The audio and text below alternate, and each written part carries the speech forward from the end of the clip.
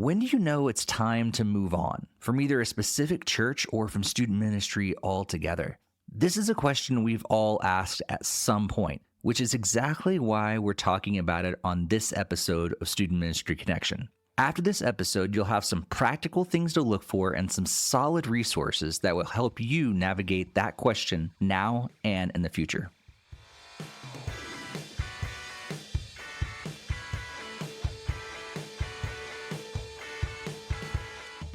Welcome to Student Ministry Connection, a podcast for student ministry leaders who want to connect and grow.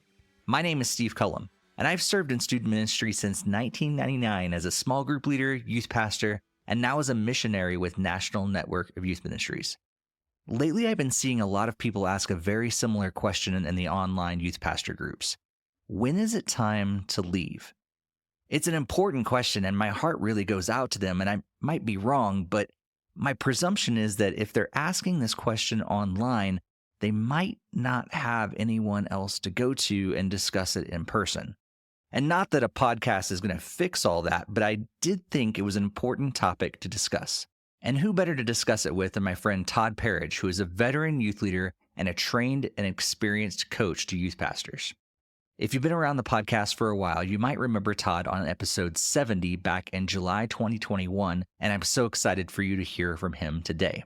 Again, this is a question that I think most of us have probably asked at some time or another in our ministry, and it's really important to talk about.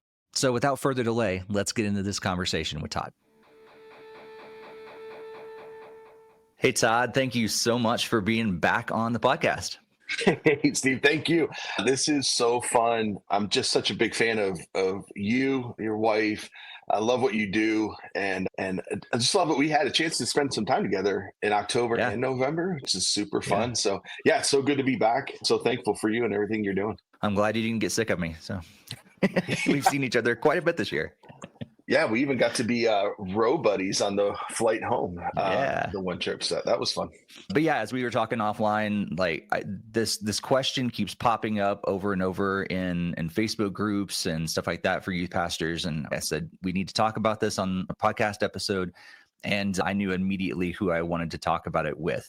So before we jump into that, though, can you just briefly kind of share, people can go back to episode 70 if they want to hear more of your story, but just a brief overview of your story and specifically how you got into youth ministry and what eventually led you to transition into coaching other youth pastors is what you do now. Yeah, my story really begins kind of like those pre-high school years, really kind of wandering away from God, being forced to go to a weekend retreat. And that weekend, God got a hold of my heart. I rededicate my life to him. And just kind of fall in love with like this camp experience. And so I go back to the camp as a camper, and then I'm on staff there. Eventually I become a counselor, and just kind of the first experience of leading a camper to the Lord on a cool summer night in the Poconos of Pennsylvania, as we kind of prayed together and he walked back into the cabin.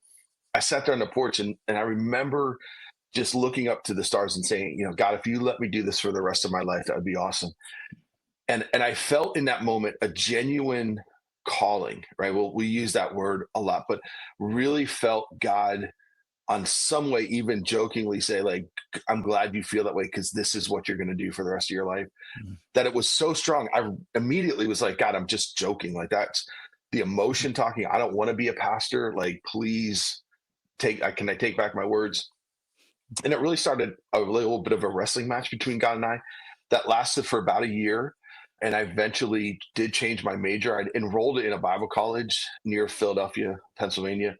And I was in communications. Like I kept trying to make a deal with God, like, let me do this and not that. And God was like, nope, like, that's it. Like, and it wasn't even like a counter offer. It was like, nope. And so I eventually changed my major, and that started us, I meet my wife at that college. So we get married, we get engaged right before graduation. We get married the following October, and the following June, I'm a senior pastor at a small church in Western Pennsylvania. And just to give you a quick idea of what that was like. So my wife and I are 23. The average age of the church was about 70, and there were 45 people there. And so, yeah, there's a whole podcast about just that experience we might hit on someday, but just some hilarious moments, some baptism by fire. But even while we were there, we started a youth group, and just kind of this idea of like, oh man, we could do this. And through that journey, it was like there was camp, and camp was like, if you're a camp person, like a youth pastor who is a camp person, like, you know what I'm talking about. Like, camp is the best week. You love it. It's the highlight of your, summer or your year. And so I experienced that on I would say a totally different level, because I did not have a youth group. So this was like kind of my highlight of like my life. Then I go to Bible college, and it's like camp on steroids, right? Like, because now I'm meeting even more people, and I'm growing deeper in my faith and in my knowledge. I meet my future wife. And so it was just like college was going like, this is the greatest thing. And then you go, oh, the next step is now stepping into full-time ministry. And in my kind of, the only way to say the stupid thinking was that this is going to be like whatever was camp and whatever was college, this is going to be even better. And I remember coming home from like our first business meeting and just in tears, like just not being prepared at all for the ugly side of church. And I don't want to sound super negative or, even uh, allow that my cynicism to come out, but it was crushing. And I just kind of was like, what is this? Like, why does this happen? And those 2 years at that first church were really difficult. Like, almost every meeting just really feeling like beat up. And again, we could go story after story of some of those meetings. And then I take a job as a youth pastor, and it was kind of, I always felt it was like out of the frying pan into the fire, because that experience was really difficult. And so I had my first two ministries experiences were really not great.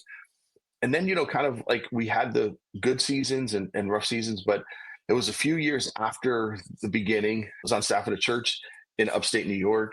And again, super long story, as short as possible. After 2 years of not having a senior pastor, a new pastor gets hired, and we have this amazing retreat.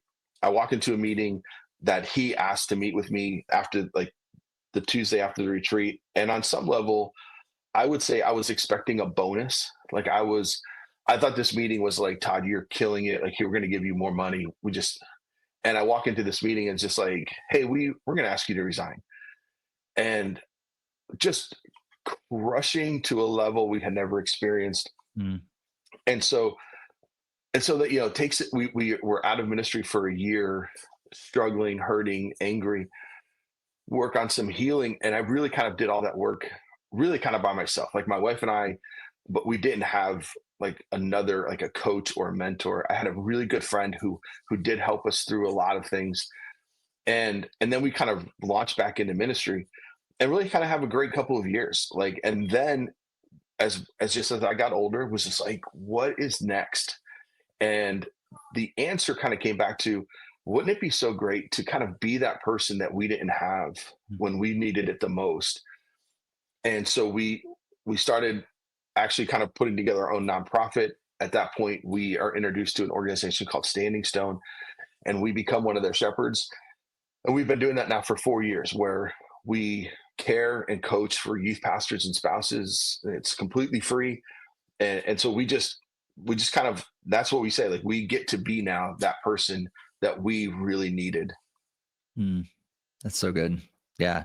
And I've personally benefited from some of your coaching, and as my wife and I were going through some hard times in ministry as well. And so, yeah, from the very beginning, I'll say, like, if you don't have anyone to reach out to and you feel like you're going through ministry alone and you're doing it alone, number one, you need the network around you, because you're not supposed to be doing this alone.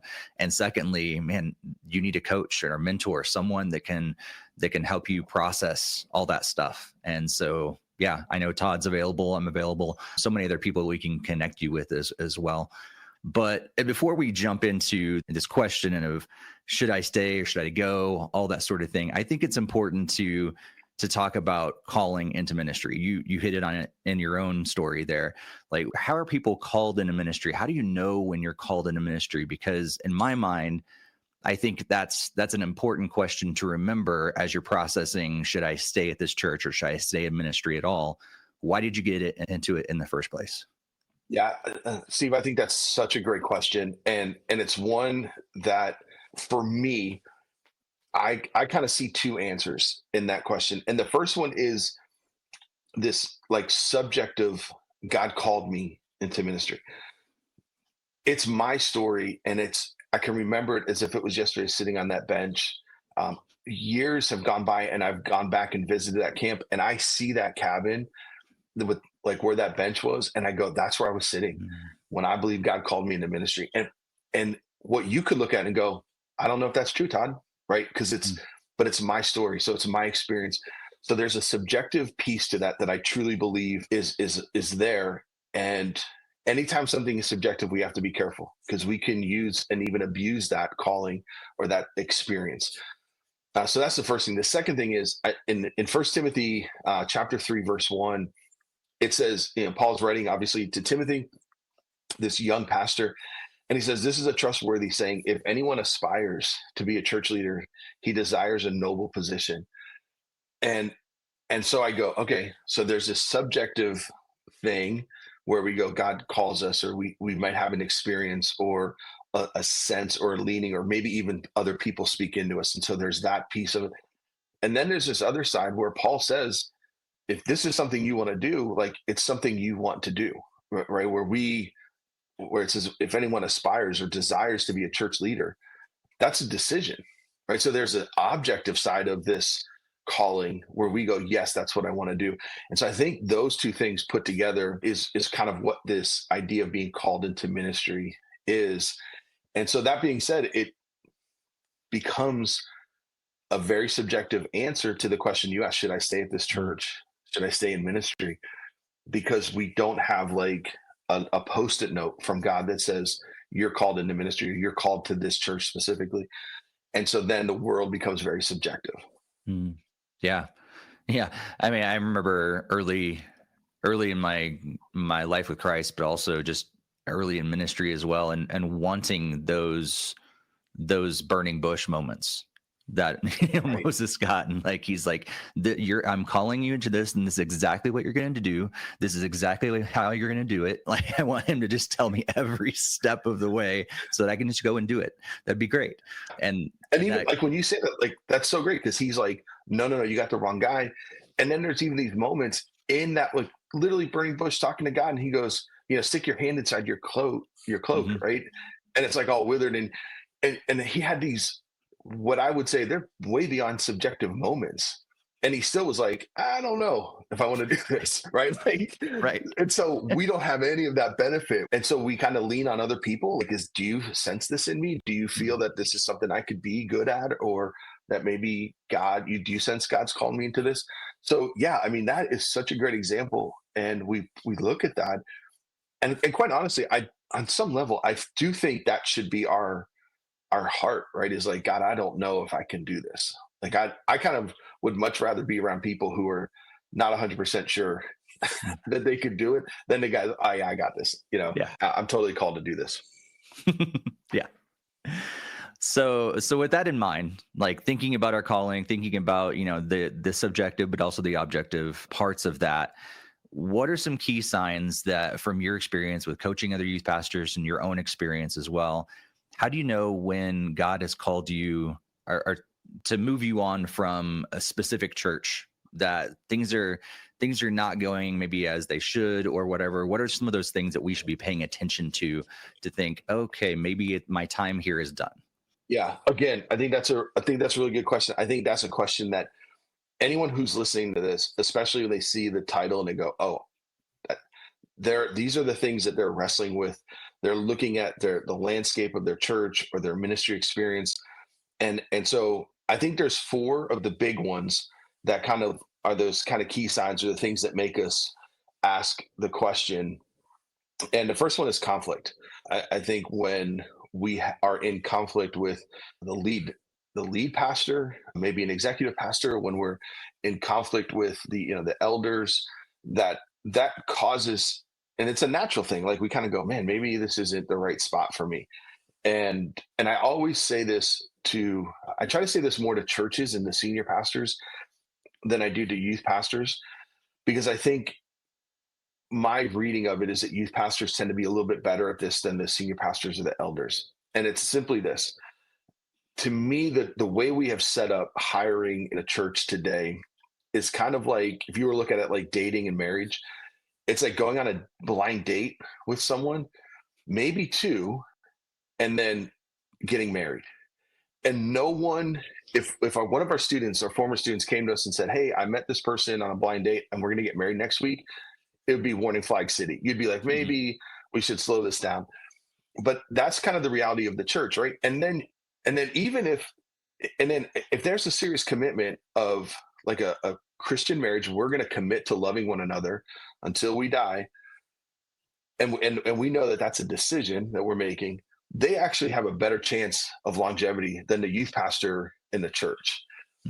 And the reason I say that is because we don't usually have that same level of commitment for each other, right? The senior pastor, the elders don't, the church doesn't have that commitment. Like, hey, if we have conflict or things go south, you're our person, right? Whereas I think, and I could be wrong, but I feel most of the time, or at least a majority of the time, the youth pastor actually goes, no, this is where I want to be for like a long time or the rest of Mhm. my career. And so they think there's a more of a willingness to work on things from the youth pastor side, but they don't have, it's not an equal footing thing. Mhm. So I think conflict is a big one. And sometimes it could be a big one or a small one, but it could, they begin to sense, hey, I don't think they think I'm their person anymore because of this conflict. And it starts to erode that. I think the next one is vision. Like sometimes the vision of maybe it's a new leader or just a new season. And it's like, hey, this isn't what I signed up for, or this isn't where I thought we were going. This isn't how I thought we were going to do ministry. And I think so vision is a big one, which goes right into the next one, changes, right? Like just change into a new leader. And just sometimes it's a building, right? Like you go from a setting where you're a mobile church and all of a sudden you have a building, or you move to a different building. And sometimes some of those changes are too much. Sometimes, like, senior pastor comes back from a conference and goes, hey, we're going to totally redo how we do ministry.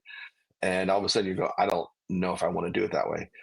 Um, and then I would say the last one is finances, which is a very real one. And I love the work that Dan Navarro is doing and Mhm. kind of putting a big spotlight on some of these conversations.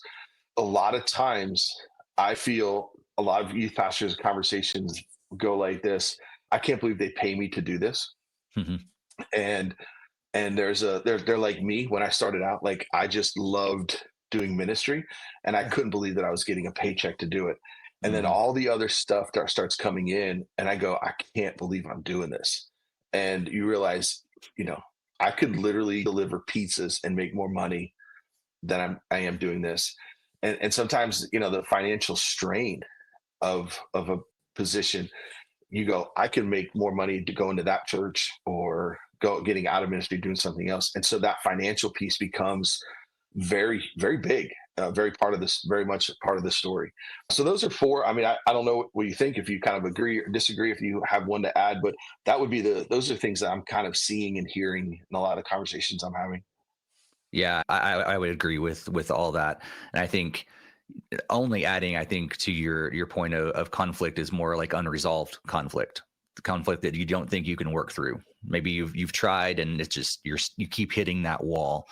And I think through my own situation, and I know that, yeah, I think I tick off three of those four were being ticked off in my own example, and still I was holding on probably longer than I should have because of my love for the ministry, love for the students, and all that sort of thing. But yeah, those unresolved things that you just can't move through, and you're like, I put the effort into it and I don't know if this is the best place for me anymore.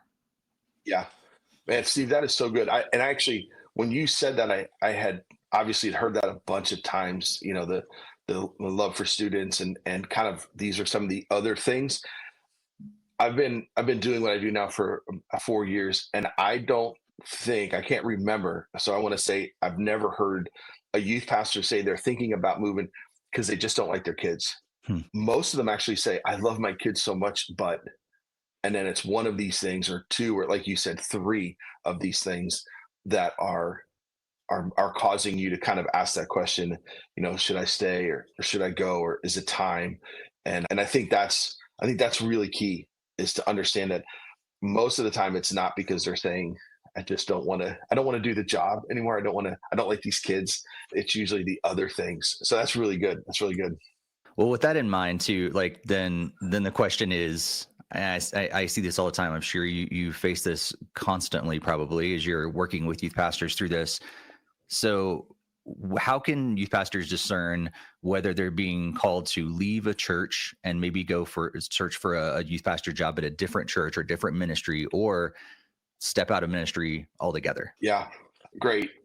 And I guess I would say this, they to kind of even for a second just separate those two, that Mhm. if you're kind of asking the question, is it time to leave ministry, because this is the I think the shorter one. Just know right now the recent statistic is 33% of pastors are have considered quitting full-time ministry this past year. So I just want to say, if you're listening to this and you're kind of asking that question, I want you to just hear me and say, you're not alone. Like, you're not just going, I'm the only one who's feeling this. You're not. There's a lot of other people. And if that is you, I would just encourage you to really surround yourself with some people that you trust, and invite them into this journey with you. It might not be the worst thing that happens if you take a break from ministry. And we often call it the Home Depot conversation, where we just invite people to say, hey, I'm just going to take a break from what I'm doing and go work a regular job or a secular job, or whatever language you would use there. And sometimes that in those moments, you just kind of go, I can't wait to get back into Mhm. ministry. And other times you go, I think I might actually do this for a while.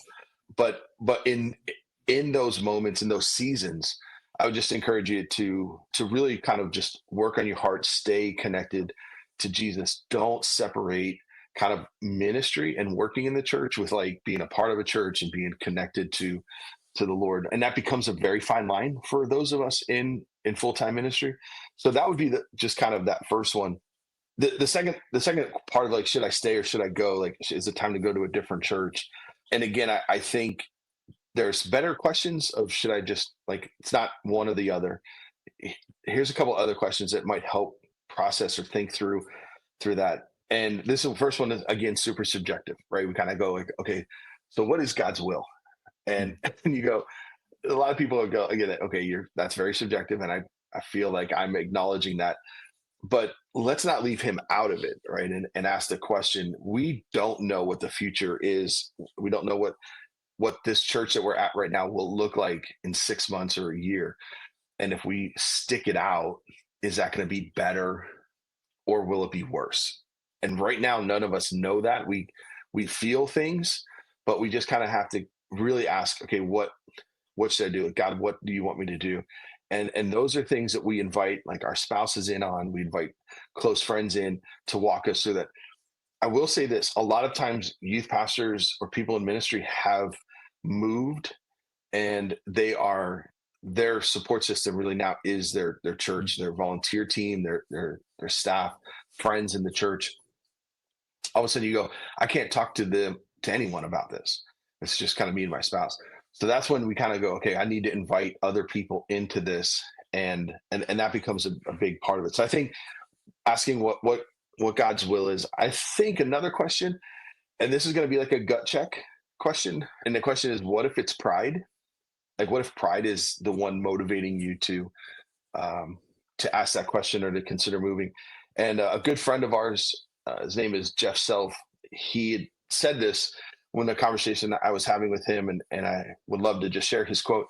He said, "Pride can make you leave, or it can make you stay." And I thought, wow, that is really good. And he goes on to say, I've had to figure out which desire is driven by pride when I've considered whether to stay or go. I've had to figure out if it's pride that's driving that answer. But he said, I've yet to experience the prideful desire and reaction being aligned with where God was actually leading me. And so, again, that's a hard question. That's a really honest gut level question to ask. Is it pride that's Mm. making me stay, or pride that's making me want to go? And so I think That's then good. the next one is would be so connected to that, and that's the classic: is the grass greener over there? You know, we're told all the time, don't fall into the comparison trap. And oftentimes we can see a job posting, and now in our Facebook communities, churches are posting things, and we see a picture, we're like, I'd love to be at that church. And it causes us to go down that rabbit hole. And at the end of the day, we're going, we don't know anything about that. Like, they just put some pictures together in a post. We don't know if that's a better church or better situation than where you're at. And so I think that's a good question to step back and to give honest feedback to. Is it really greener? Because you and I know it might be, right? Hmm. Like, it actually might be a better context, a better church, a healthier ministry for us to be in than the one we're currently in. But just on the surface, we can't just keep it at the surface and do that quick comparison thing. And then I would say the last one, and this is the one I would again caution anyone who's listening, is to ask the question: is where you're at, is it toxic? The word we probably use, too regularly, and it might be one of those that we really need to give an honest look at. Because if you are in a context where it is unhealthy or toxic, then it's not a great place for you to be. And over the years, there have been very few people that I've just said, hey, you probably should get out. There was one in particular, a guy who's actually become a good friend. And as he told me his story, I kept having to think, I know I'm just hearing his side. I know I'm just hearing his side. But every time he would talk to me, I'd go, man, it just sounds so unhealthy. And so eventually we had that hard conversation, and we were able to spend enough time together where I was able to find him another church that I knew was looking, and introduced them, and they hired him, and he's thriving in that new church. So I look at that and I go, in hindsight, I go, I think he was in a toxic place based on what he was telling me. I had to learn to trust him, that he wasn't exaggerating things, and now he's in a much better place. Um, Mm. so those would be some of the other questions beyond the should I stay or should I go? Yeah, that's so good. I love like what you shared, the Jess shared about pride, because I think now thinking back through some of my situations and stuff in the past, and yeah, if I'm honest, like, yeah, I think pride was probably sometimes keeping me there and thinking, yeah, man, I could do this. I could change things. I could Yeah. whatever. Yep. Yep. But then at the same time, also thinking, oh, especially, sometimes when you're like, oh, another church is wanting me. That's nice to feel that. But also Yes. pride could Yep. creep in there too. and and then with the whole grass is greener thing, like, yeah, I think now being in ministry long enough and being in different settings, man, there's pros and cons to every ministry situation. And Right. being at that Right. small church and you're like, man, if I could only be at that big church, and then I wouldn't have any problems because of this and this. And like, nope, there's just different problems there. And now I'm Yeah. looking back at the smaller churches, well, this and that. And so yeah, there's pros and cons to everything. So definitely don't get caught up in the grass is greener idea at all. Yeah, no, that's so good, and I would totally agree. I mean, that when you said that about the interviewing, I remember hearing someone saying like that just interviewing is like can be such a high, and Hmm. it's that idea of like, oh, this group of people, they want me, and how that makes us feel. Yeah, it becomes, and so much of this conversation is to be honest with ourselves, and have people in that are going to be honest with us. That Yeah. becomes key in this conversation, I think. Yeah. Well, actually that brings me to my next question. Like you talked about prayer and seeking counsel. What are some of those practical steps that someone should take if they're starting to sense like this might be time to move on? They've recognized some of those signs that are there, with the conflict or with a toxic environment, something that's going on there. They're like, maybe I should start paying attention to this. What happens next in someone's mind? What should happen next? Yeah, I think there is, for so many of us, our first instinct is to really pull a Gideon, and what I mean by that is just kind of go, God, you're sitting at a red light and go, God, if you want me to move, like this light will change, green in the next 3 seconds. And at a time you're like, oh, it's time to move. You're like, wait, hold on. Like, and it's I say that obviously sarcastically and flippantly, but there are times I've done that, right? Where we just kind of throw out this crazy fleece, in front of God. And I think that's a mistake. I think we have to be very careful when we're doing those kinds of things, that we have to, again, be honest, but we have to bathe it in prayer.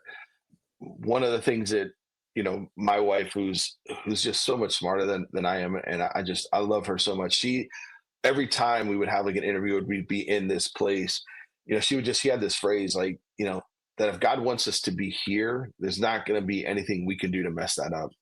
And if God doesn't want us there, there's really nothing we can do to get us there. And so you walk into an interview with that mindset, and it's a very common thing. And I've always appreciated those words. And I think so much of that is true for just our journey, right? Like, we really, do we believe that God is, that God has a role and a place in these decisions that we're making?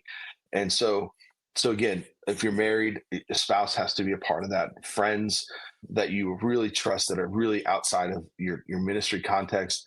I think, again, like, Steve, for your world, being the National Network of Youth Ministry, I've always said that in those network meetings, there are like network friends, and then there's friends, right? The men and women who we sit with and we talk, we share stories and ideas. And then it's that person when you're walking out the door and you stand by your car and talk for another 20 minutes. Those sometimes become the people that you go, hey, can I talk to you, confidentially about something? Yeah. And so yeah, those kinds of people are super important. So I was at a CIY. I had a chance to be a campus pastor, and after we were done, and I had shared a little bit what we did with the youth leaders, a woman came up to me and she was like, "Is there anyone who does what you do, but for spouses of people in ministry?" And I was like, "Oh, like, yeah, my wife. Like, we do this together." And she was floored. She was like, "There's no way." And I was like, "Yeah, like, here's my card. It has both of our information on." I gave it to her, and because I still have cards, and so I gave her this card. And before I had a chance to text my wife and to say, "Hey, someone might be reaching out to you," my wife sent me a text going, "Hey, some woman just sent me a message. Like, she's like with you. Like, I forget wherever we are." And so I get home, and I was like, "Oh, hey, how'd that go? Like, did you have a chance to connect?" And she's like, "Yeah." She goes, "I spent the first like 15 minutes trying to ask the question, like kind of what's wrong? Like, what's the hurt or whatever?" And she goes, "I kept trying to phrase it, and it would like get skirted around. And finally, it was just kind of like, why are you calling me?" Like, that was like and this woman's response was, "Hey, everything right now is good. My husband's ministry, it's good. But I've heard enough stories, and I want to have a friend that when it doesn't feel good, I have someone to talk to." Blew me away, right? Because a lot of people, and there might be people like today that are listening to this that go, "No, I'm good. Like, I'm really content where I am." And 6 months from now, the world gets turned upside down, right? Or your world gets turned upside down. And then you go, "Wait, who was that person I wanted to talk to?"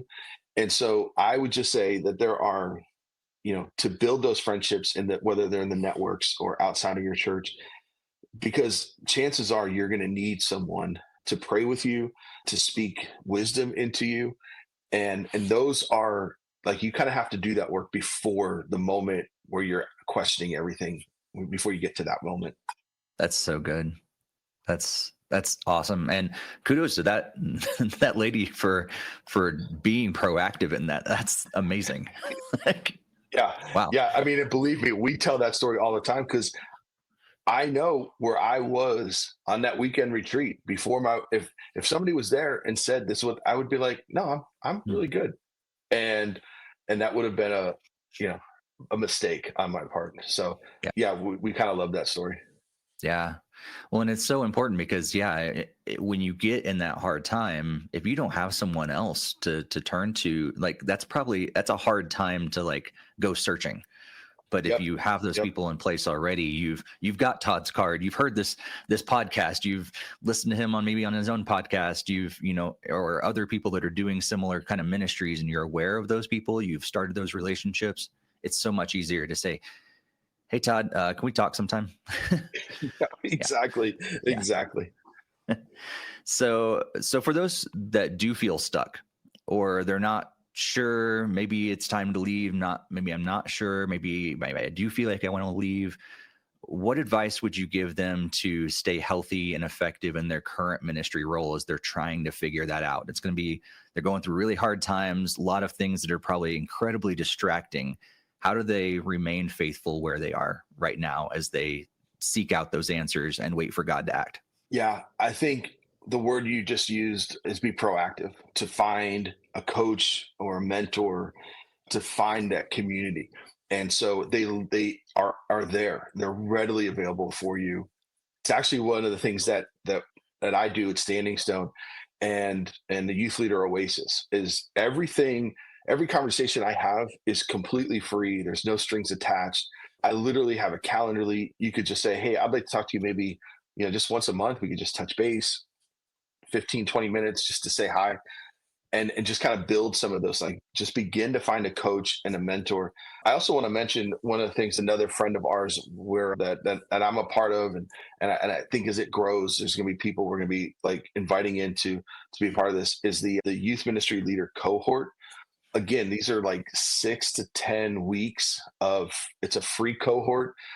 And I know there's lots of cohorts out there that cost a lot of money, and these are cohorts that are led by like myself, Derry Prinkert, Ronald Long, Nick Clayson, and it's just, Jeff Kokenhauer, like a lot of, like, if you're part of the DYM world, you know some of those names, but these are again just kind of veteran youth leaders who now are leading cohorts, and they're completely free, and you're getting to meet like 6 to 10 other youth leaders that could be your network, or that could be your some of your friends long past the time of the cohorts are over. So be proactive. If you're not going to a local network in your area, like find it and get there. And if there isn't one, call Steve, right? And he will help get you started. There, it's really not that hard. Like, it's not rocket science, right? Like, Steve, I'm not in any way diminishing what NNYM does. I'm a huge Nope. fan. Networking has been huge for me, but literally just calling a couple of youth workers and going, "Hey, you want to get together and have lunch?" That's kind of how you can start that. And then YM can give you a bunch of resources to have, "Hey, what should we talk about once we get together?" Mhm. Yeah. And so if you're not going to one, get to one. If you don't have one, start one. Find a cohort, and we'll put that link in the notes. I'm sure that they're getting ready to launch another season of cohorts. And literally just, you can reach out and say, "Hey, Todd, I'd love to just connect with you once a month. Like, is that possible?" And we could totally do that. And so those would be some things, I think, just to be proactive, and just to kind of help in the when you're stuck or questioning things, or like I said, even if things are good, start kind of now building some of those relationships for the when the seasons when it's not going well. Yeah, that's so good. Yeah, I love what you guys are doing with the youth ministry cohorts as well, and it's exciting to see those grow. As we wrap up here, any closing thoughts or comments that maybe come to your mind as you're thinking about people who are listening? Maybe they're asking these questions, or maybe they know someone that's asking these questions. What kind of encouragement would you like to share with them today? I just want you to know that you're not alone, and you don't have to be alone. The things that you're experiencing, there's probably a dozen people with ease that we could find that would go, "Man, I'm in that same boat." uh, just look at the Facebook communities. When somebody posts something, there's people who are like, "Oh, that happened to me. That happened." My friend. It's a very common, like, the things that you're feeling. It's common, and I just don't want you to have to walk through that season alone. I don't want you to be discouraged or to think about giving up, especially prematurely, right? Like, if God still has big time plans for you, it would make sense that his enemy and our enemy would not want you to do those things.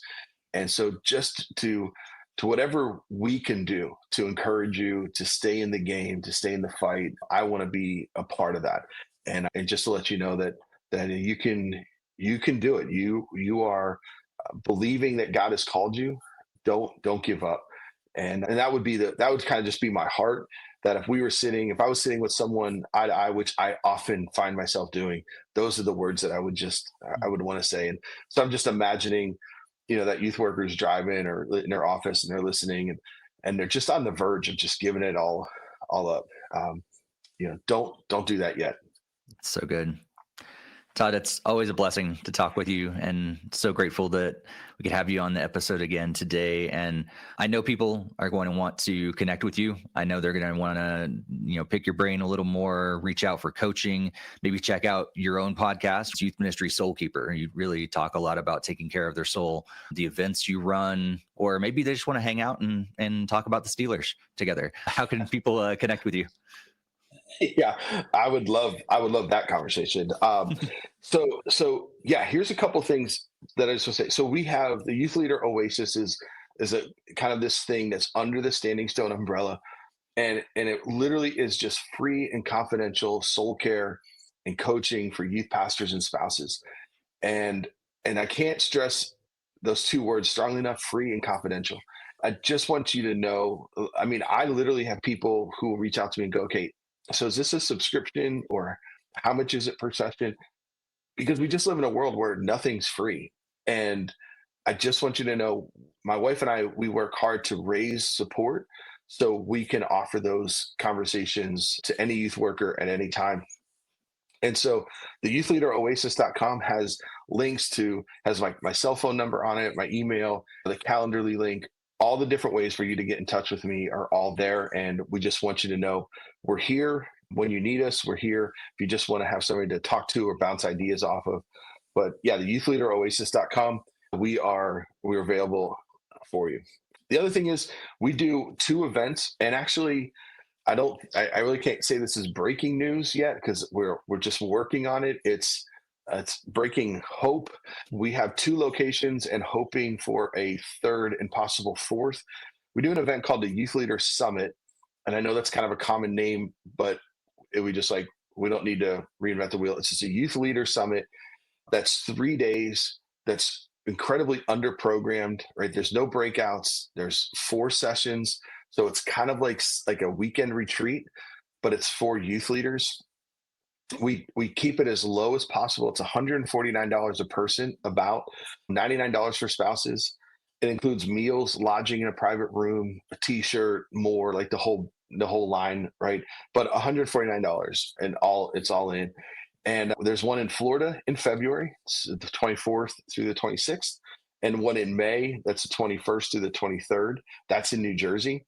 And besides, great rooms, great facilities, and just a chance to hang and relax, Josh Griffin will be the speaker for both events. So you're going to get great content, and you're going to have a chance just to hang with him and get to know him. That's going to be super fun.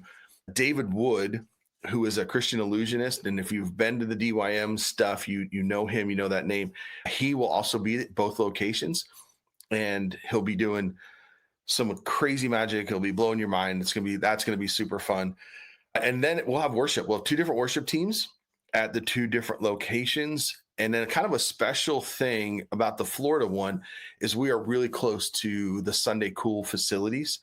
And so they have some special things planned, including a tour of Sunday Cool, as well as the Sunday Cool guys, or the Ninjas or Butterflies podcast team will be at the Florida one, hanging out with us and kind of emceeing part of it.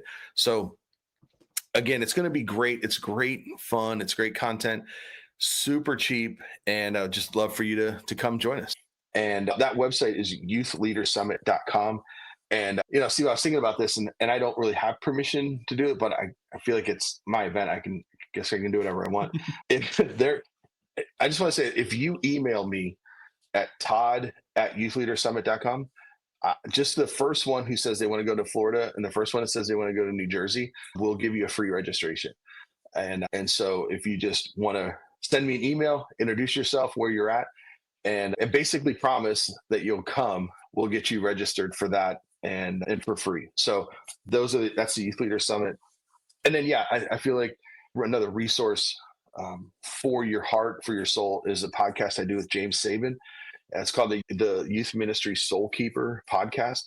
And so you can find us anywhere you listen to podcasts. And we just have conversations like this to encourage, you as a youth leader, encourage your heart, encourage your soul, and to just tell you to keep going. And so those would be kind of the big three things that I have to offer. And I would love to connect, and would love to connect you and talk about Steelers if you're a Steelers fan. If you're a Ravens fan, don't bother. Don't. Oh, Todd, it's so, as I said already, it's so great to always talk to you, and thank you so much for offering that to the Youth Leader Summit as well. And that's a unexpected surprise. So thank you for that, and excited to see who gets to win those tickets. And yeah, just so grateful for all you've done for teenagers and families over the years, and now what you're doing for other youth leaders. We talk about in NYM a lot about how we want youth leaders to thrive, and we're partnering in this together. Like, that's what you're all about as well. And so it's so great to see that your ministry thriving as you're helping other youth leaders thrive as well. And so thank you for all that, and God bless all of that ministry. Well, hey, Steve, thanks again so much for the opportunity to come and just to talk about, I think, a topic that a lot of youth leaders have wrestled with, are wrestling with, or will wrestle with. And so I would say, if you're listening to this and you're kind of like, no, I'm in a good spot, like, just remember it, save it. So when you kind of go, oh, I need to go listen to that one now, that it's there for you. I think, again, being proactive and being part of a network and making some connections of coach and a mentor is huge. But all that being said, thank you for what you do. Those are few and far between. And so allow me to be at least one person who says thank you for what you do. Keep doing a great job. And hopefully we'll get to connect in the future. I hope this conversation was helpful for you. If so, and your podcast app allows for it, please leave us a positive review or recommendation. It really helps others find this resource. And like Todd said, if your ministry is going really well right now and you're not even close to asking about staying or going, that is awesome. But just save this somewhere so you can go back to it if things ever change. And statistically, there's a good chance that you know someone else who is currently asking these questions. If so, please share it with them and help them get connected with others who can walk alongside them so they don't have to do it alone. I'm so thankful for those mentors and coaches and friends who walked alongside me as I faced my own struggles in ministry and wrestled with some tough questions over the years. Again, that's why this podcast exists, to help you connect and grow. So if you're not connected, please reach out. Speaking of which, my ministry with National Network of Youth Ministries is also about helping youth leaders get into healthy networks in order to help them thrive. And if you'd like to join me in making that happen, head over to nnym.org/Steve